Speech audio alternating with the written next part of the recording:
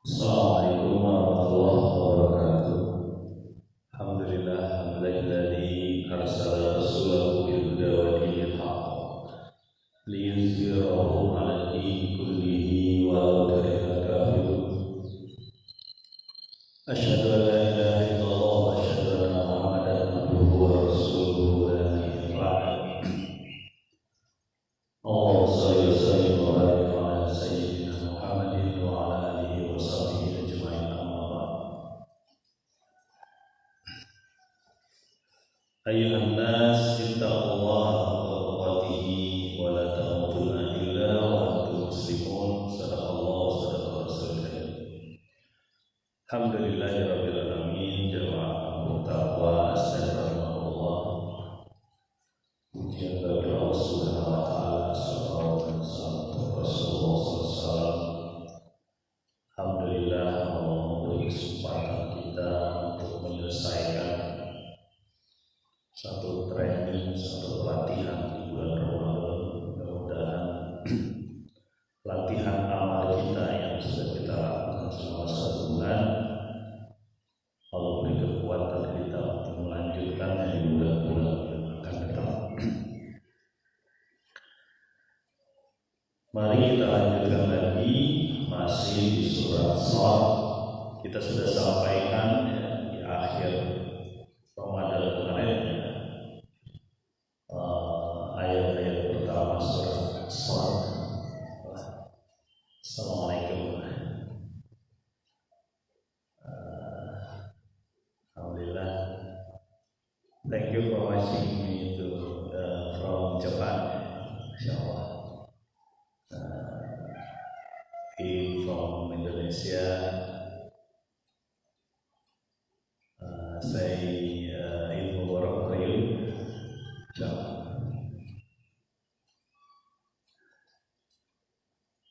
Sorry this conversation with Indonesia, not in English but we are Muslim and we are brothers. Happy Eid Mubarak.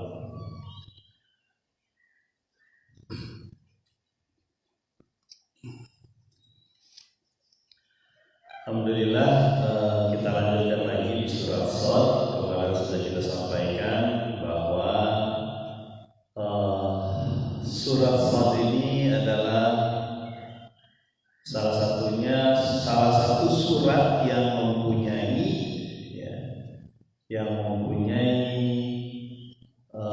awal adalah huruf-huruf Al-Quran, huruf-huruf Al-Quran, yaitu salah satunya ada alif lam mim, ada nun, ada qaf, ada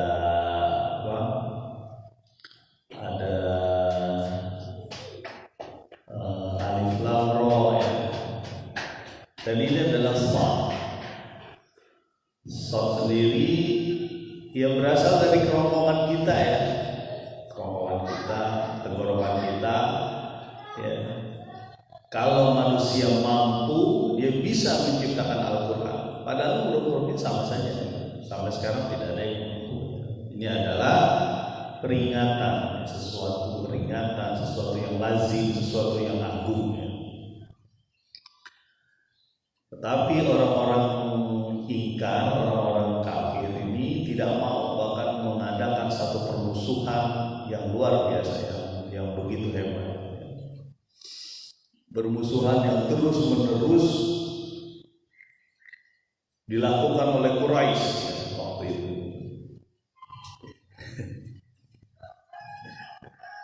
Gak usah menonton nih.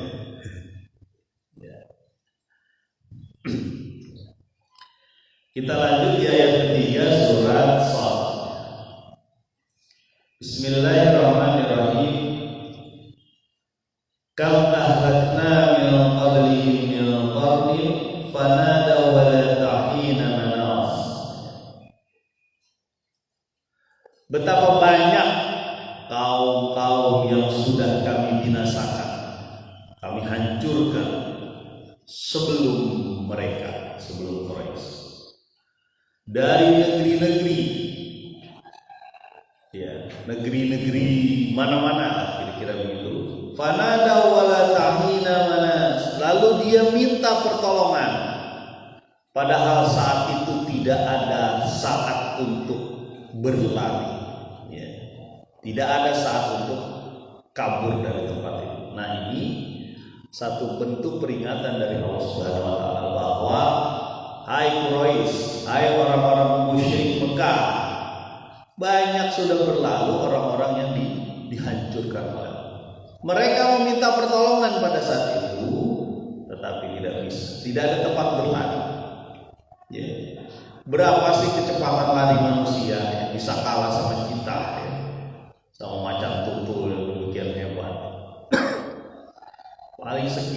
paling hebat 40-60 km per jam, nggak ada lah 40 km per jam. Ya. Tapi ketika azab sudah disampaikan, sudah datang, sudah berlaku amrullah, sudah berlaku perintah dari Allah, nggak ada yang bisa menyelamatkan diri. Bahkan istri seorang nabi pun nggak bisa, istrinya Nabi Lut, ya. Anak seorang nabi pun nggak bisa kalau dia nikah, anaknya Nabi Lut. Ya. Jadi ini diingatkan oleh Allah, wahai Quraisy, wahai orang-orang musyrik, wahai orang-orang yang ingkar kepada Allah. Banyak orang-orang yang ingkar sebelumnya udah dihancurkan Allah. Ya. Kam ahlakna min qablihim min qarnin fanadaw, mereka meminta, berdoa, ya, atau menyeru, berteriak, minta tolong, tapi nggak ada tempat lari pada hari. Ya. Ada yang kena batu hijarah, dilemparkan batu. Ya. Ada yang dengan satu sa'iqah saja, dengan satu suara yang menggelegar, mati semua bergelimpangan. Ya, ada ditenggelamkan dalam tanah, dalam laut. Ya, mereka semua orang-orang gagah, orang-orang hebat. Ya. Bahkan ada yang memahat gunung-gunung untuk menjadi rumah-rumah mereka, villa mereka lah kira-kira gitu. Itu gunung dipahat. Kalau villa kan kita buat ya dari bawah. Ini gunung dipahat. Ketika dia mendustakan Allah Subhanahu wa taala, lewat, selesai. Nah, kan ayat sebelumnya sudah disampaikan bahwa mereka menjadi orang-orang yang penentang Nabi. Nah, ini diingatkan. Ya, akhirnya penentang Nabi itu kayak gitu. Ya, supaya Quraisy itu ingat. Ya. Sebenarnya bukan Quraisy sampai hari ini, ya, karena Nabi kan khataman Nabi ini. Ya. Nabi Muhammad SAW adalah khataman Nabi. Ya, penutup para nabi. Dan risalah dia hingga hari kiamat sampai selesai. Dan pasti dari jarak dia diutus sampai hari kiamat ada orang-orang yang menentang, ya, orang-orang yang berusaha menghancurkan risalah. Ada ya. Sekarang ada apa? Ada. Coba aja lihat di medsos, di media sosial, ada orang yang mengatakan kebenaran, bantai ini, dipersekusi lah, kalau perlu dituduh macam-macam, ya. Dikasih label bahwa dia orang yang tidak benar, menghancurkan tata negara kita, sama ya. Ayat selanjutnya, ayat yang keempat, surat Shad. Wajibu an ja'ahum munzirun minhum wa qala al-kafiruna hadha sahirun kadzdzab. Mereka heran, ya, dan mereka heran an ja'ahum munzirun minhum, ada seorang pemberi peringatan dari kalangan mereka sendiri. Wa qala al-kafiruna hadza sahirun kadzdzab, berkatalah orang-orang kafir, ini adalah penyihir yang biasa melakukan kebohongan. Ini sebenarnya salah satu pangkal pendustaan orang-orang terhadap Nabi Muhammad SAW. Apa pendustaannya? Kok Muhammad dari kita? Kok yang diutus dari Allah itu kita sih manusia gitu?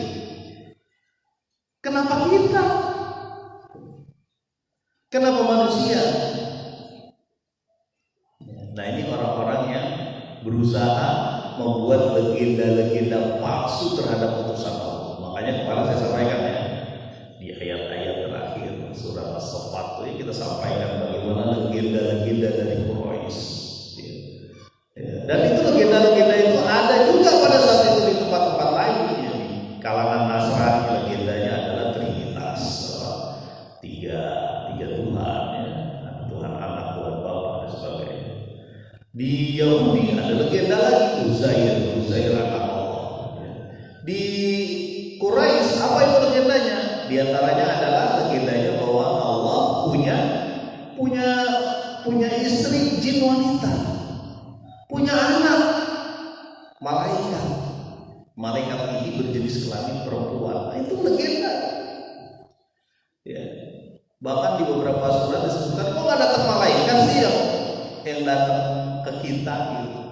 Sesuatu yang goib-goib gitu. Nah, kita coba lihat. Allah mengutus seorang manusia. Ya. Ar-Rijal, seorang manusia yang laki-laki.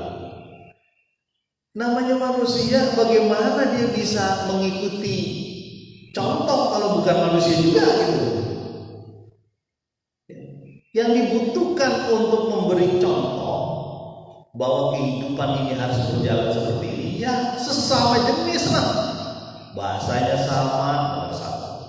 Jadi tidak ada jalan kalau bahasanya sama.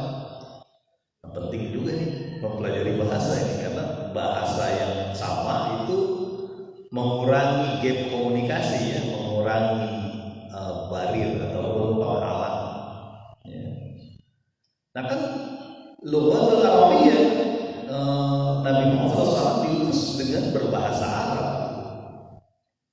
Jadi dari bahasanya udah gampang nyambungnya. Inilah pentingnya bahwa Nabi itu manusia.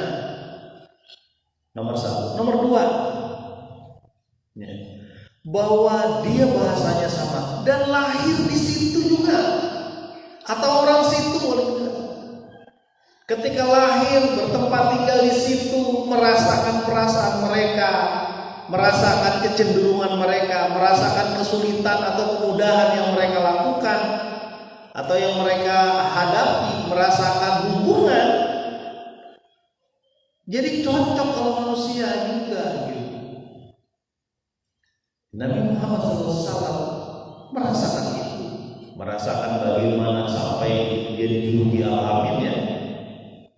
Memindahkan Hajar Aswad waktu Ka'bah dipindah, waktu Ka'bah diperbaiki, direnovasi. Ya. Dan orang juga merasakan, melihat langsung bagaimana Nabi Muhammad SAW begitu jujur, tidak ada celah. Ya, begitupun ketika berdagang, ya, berumah tangga dengan istrinya, dengan Siti Khadijah, nggak ada celah. Jadi wajar orang ini kalau bahasanya sama, kehidupannya sama, ya, dijadikan sebagai contoh kedua, uswatun hasanah. Berbeda kalau yang diutus itu malaikat, jin lah, apa gimana gitu bisa. Bagaimana kita tahu tentang perkawinannya? Ya, kalau jin perkawinan ada, kalau malaikat tidak ada. Bagaimana kita tahu tentang kecenderungannya? Bagaimana kita tahu tentang perasaannya? Gak bisa. Nah, inilah legenda-legenda yang disampaikan Quraisy. Kalau misalnya ada yang diutus dari Allah, mestinya goib, kalau perlu bisa terbang gitu. Kalau perlu tuh bisa terbang. Jangan lupa Nabi itu gak bisa terbang. Ya. Jadi kalau ada ilmunya bisa terbang. Wih, kacau. Kalau pesawat meroket. Ya, ini kita harus pahami sebagai Nabi itu adalah manusia. Kita tahu perasaannya, kita tahu kecenderungannya, ya, kita tahu sampai di mana harapan-harapan dia, dan kita tahu kesalahan dia. Itulah kesalahan manusia. Ya. Bagaimana Nabi gak ngerti apa yang terjadi terhadap istrinya, yang surat An-Nur yang lama kita bahas mengenai Aisyah radhiyallahu anha. bahwa istrinya itu benar selingkuh atau enggak, karena yang tahu cuma dia sama Allah kan. Ya, nggak tahu Nabi. Ya dia merasa cemburu, ya iyalah, namanya suami, ada isu istrinya sedang ada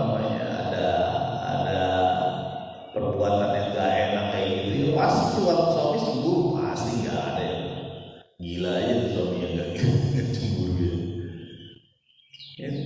Dan Nabi juga bisa salah perkiraan, bisa nggak? Bisa. Contohnya apa? Waktu perang Ahzab, Nabi bilang, kita bertahan aja sama orang-orang tua tuh, bertahan aja di kota ini deh.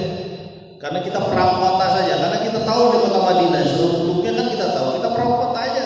Disetujui itu sama orang-orang tua. Tapi anak-anak mudanya bilang apa? Kita song-songnya Nabi.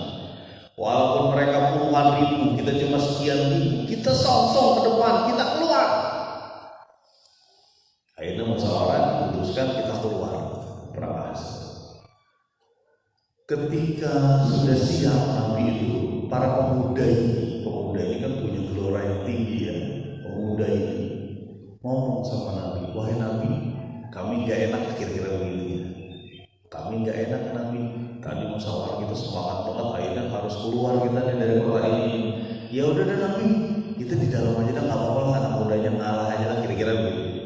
Tapi Nabi bilang, pantang bagi seorang Nabi kalau sudah diangkat sarung pedangnya dimasukkan ke kita sosok urusan Allah, kira-kira begitu. Ini bahasa saya. Bisa salah memang, Nabi menghendaki itu, tapi dengan takdir Allah, dengan pendapat musyawarah dengan banyak orang, akhirnya menyetujui pendapat para pemuda, dan memang diberikan kemenangan gemilang waktu perang Ahzab. Tidak banyak peperangan yang menghabiskan banyak harta, tapi sukses dan diporak-porandakan oleh Allah dengan amin, dengan banyak diperangan. Jadi Nabi itu bisa salah, cuma diperbaiki oleh Allah. Perkiraannya bisa salah. Ketika Nabi mukanya berbeda, ketika ada orang buta datang, anja'ahul a'ma, masih ingat ya? Kisahnya mungkin mudah-mudahan jadi surat di surat Al-Baqarah ya. Kita bisa ngomongin. Ketika mukanya Nabi SAW berubah, dia lagi berdakwah nih, ibaratnya ngajak ngaji lah orang-orang tua. Datang orang buta, pengen diajarkan ngaji, mukanya berubah, itu ditegur oleh Allah SWT, anja'ahul a'ma. Dia berbuka masam, padahal dia orang buta ya. Orang buta kan gak lihat Nabi, tapi itu ditegur sama Allah. Itulah makanya Nabi masuk, ya, langsung dibersihkan oleh Allah. Nah ini kembali lagi ya, kita ke wajibu anja'ahum munzirun minhum. Mereka heran ketika ada manusia yang jadi utusan. Mereka heran. Padahal harus manusia yang bisa membimbing manusia. Ya, mau gak kira-kira ayam dibimbing sama sapi? Mau gak? Nggak bisa. Ayam makan apa, sapi makannya beda. Kenapa saya ngomong ayam barusan ada yang lagi berkokok? Jadi ingat ya, ayam dibimbing sapi gak bisa. Ya. Karena beda jenisnya, beda kecenderungannya, bahkan beda makanannya. Tapi kalau manusia, masalah. Ya. Manusia punya kecenderungan apa? Kecenderungan makan boleh. Manusia punya kecenderungan apa? Kecenderungan dengan lawan jenis, iya. Jadi ketahuan. Beda, apalagi kalau yang maaf ya, percayaan bahwa utusan dari Tuhan, dari Allah itu harus yang boi, jin, gak kelihatan, ya sembah dan sebagainya macam.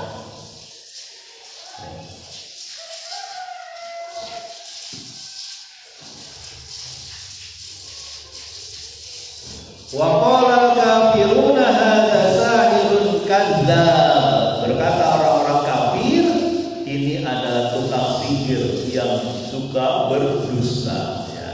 Al-Walid bin Mughirah, seorang Abu Abisam namanya, pernah ditanya sama orang-orang Quraisy, wahai Al-Walid, wahai Abu Abisam, ya, apa yang kita sebut nih kepada orang yang merusak agama kita nih, Muhammad itu? Ya, kata Al-Walid, coba kamu pikirin apa, nanti coba saya analisa kira-kira begitu. Ini salah satu tokoh Quraisy, Al-Walid bin Mughirah, Abu Abdusam namanya. Kita sebut aja dia penyair, kata orang-orang Quraisy kepada Allah. Al-Walid ini ngomong, bukan, dia bukan penyair. Dia, kita tahu yang namanya syair itu ada begini, ada, dan dia bukan itu, bukan penyair. Kalau begitu dia orang gila. Kita sudah melihat banyak orang gila, dan orang gila itu gak kayak Muhammad. Itu kata Abu Abdusam atau Al-Walid bin Mughirah. Ya udah, kalau gitu kita sebut dia dukun, ya, kahin. Kalau tadi majnun, sebelumnya syair, tukang syair, terus majnun orang gila, enggak. Terus kahin, dukun, enggak. Kita udah kenal yang namanya dukun. Dia bikin tali bulu-bulu lah, dibikin apa ya, kalau bahasa kita itu boneka apalah di. Enggak, dia bukan dukun. Muhammad bukan dukun. Ya, ngobrol lagi di mereka ngobrol. Kalau begitu kita sebut aja dia penyihir. Bukan, dia bukan penyihir. Ya, kita tahu bagaimana sihir itu dilakukan, dikerjakan, apa yang terjadi. Bukan, apalagi Al-Quran kira-kira begitu. Bukan. Lah terus apa dong gitu? Kata siapa? Kata orang-orang Quraisy. Apa nih yang kita sebutin kepada Muhammad tadi? Biang keroknya di Quraisy sehingga terpecah belah. Nah, kata Al-Walid bin Mughirah, ya udahlah, penyihir aja, karena dia mirip. Yang paling dekat itu penyihir. Kenapa? Penyihir bisa memisahkan antara suami dan istrinya. Parija, apalah, ini salah selamat raya Allah kita memiliki hari itu sangat nih.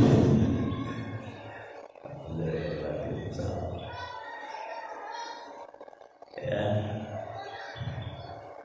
kapan main ke Indonesia? Kembali lagi ya. Jadi tadi disebut oleh Al-Walid bin Mughirah, miriplah dia itu dengan penyihir. Karena penyihir itu bisa membedakan, bisa memisahkan antara perempuan dan laki-laki. Artinya bisa dipisahin lah gitu. Sihir apa ya? Kita nyebutnya sihir pembuat cerai rumah tangga misalnya. Ya, itu bisa, tapi semua tidak terjadi tanpa kehendak Allah. Sekali lagi, semua tidak terjadi tanpa kehendak Allah. Ya. La yusibana illa ma kataballahu lana. Tidak ada yang menimpa kita kecuali sudah Allah tuliskan.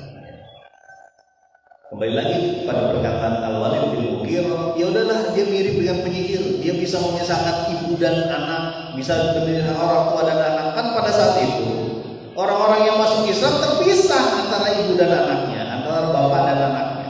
Mereka punya jalan masing-masing. Kalau begitu dia sebut aja penyihir.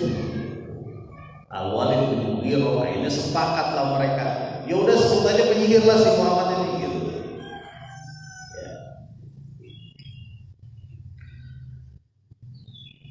Wa qala kafiruna hadza sahirun kadzdzab. Ya, mereka berkata orang kafir ini adalah penyihir yang suka berdusta, berbohong.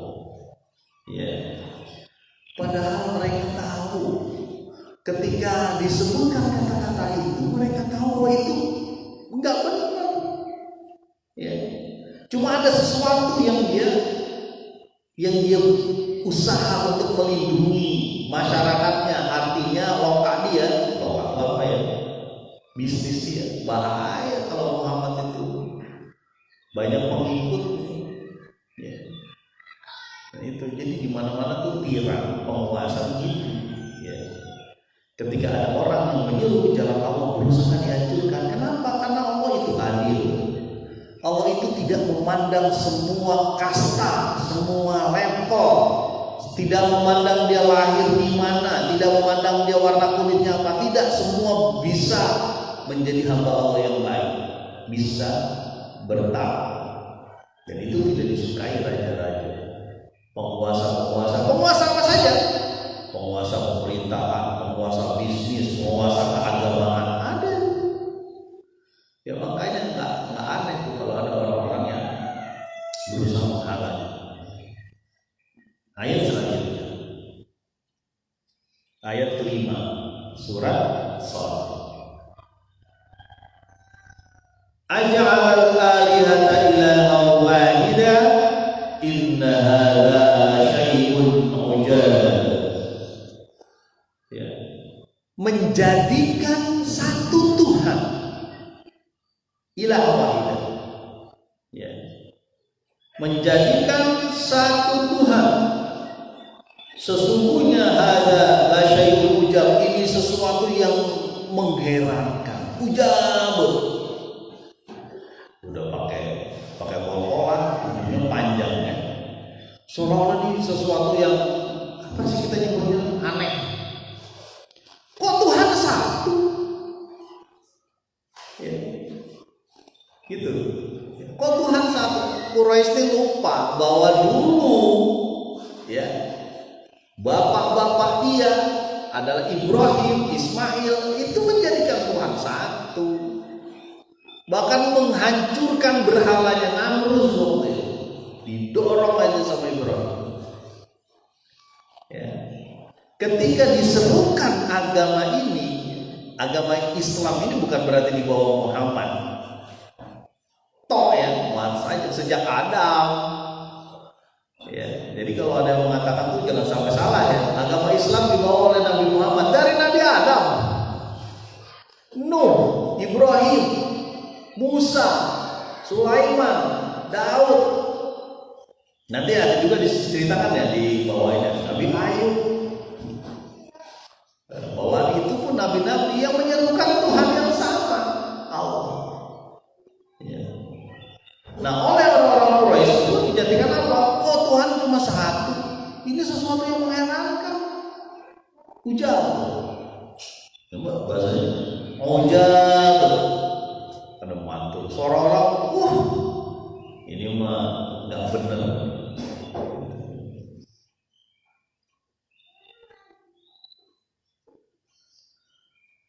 Nah, ini sebenarnya pokok akidah.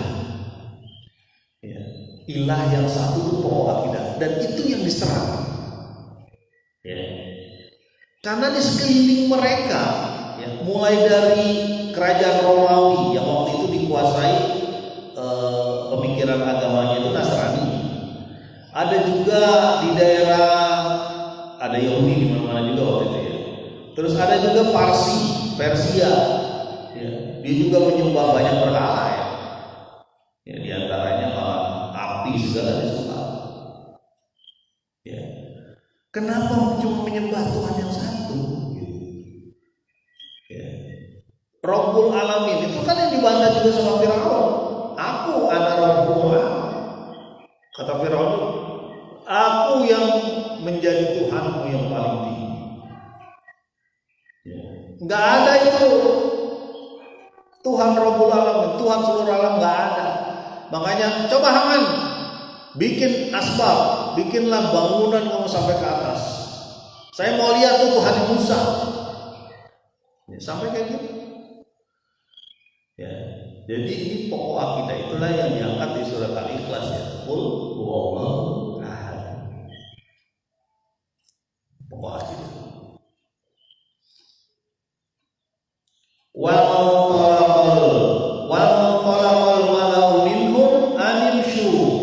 wasbiru ala alihatikum inna hadza lasyai'un yurad. Dan mereka berkata kepada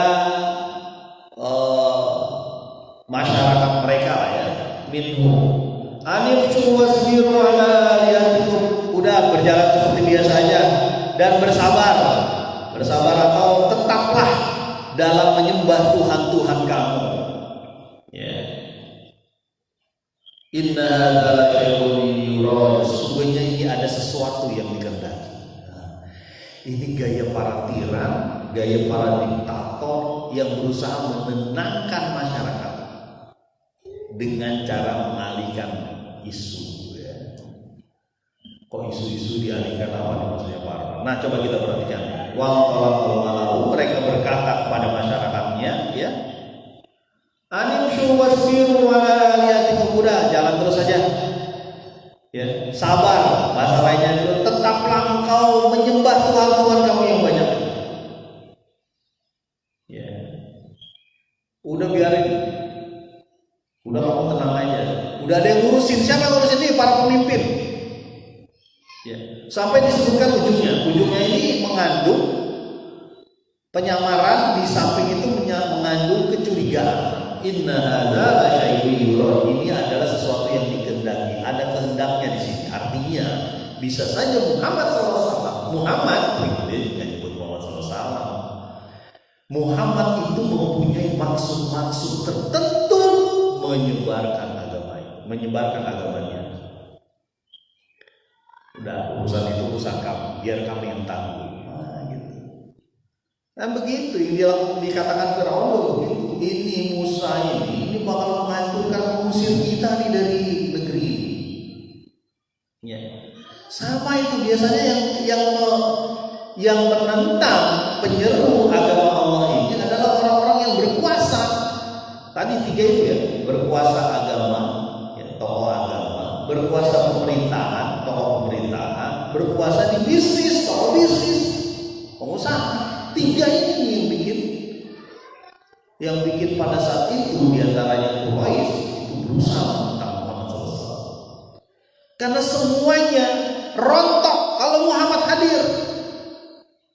Ya, tokoh agama yang berusaha meninabohkan orang-orang bahwa ini ada Tuhan ini, Tuhan itu, Tuhan ini. Ya. Sembahlah mereka, berilah sesajen pada mereka, sembahan-sembahan pada apa?